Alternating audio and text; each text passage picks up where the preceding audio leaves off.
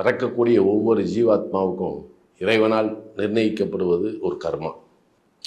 நாம் எதுக்கு பிறக்கிறோம் அப்படின்னா கர்ம வினையை கழிக்கணும், அதே மாதிரி கர்ம வினையினுடைய தன்மையை மேம்படுத்தணும்.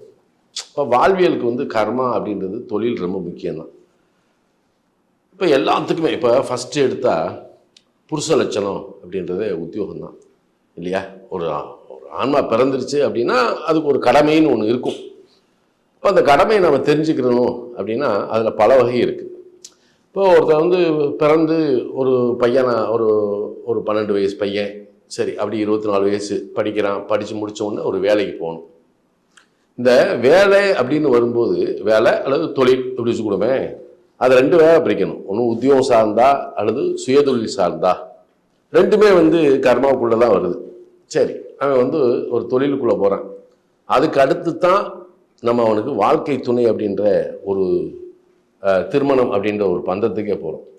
திருமணத்துக்கு பின்னாடி தான் வாழ்வியலுக்கு தேவையான சுகபோகங்களை விருத்தி பண்ணணும். இப்படி தான் சாஸ்திரமே வச்சிருக்கு. கர்மா, வாழ்வியல் துணை, வாழ்க்கை துணை, அதுக்கடுத்து சுகமேன்மை. அப்போ இது 3 உங்களுக்கு கிடைக்கும்போது சந்ததி விருத்தி அப்படின்னு ஒன்று இருக்குது. எல்லாமே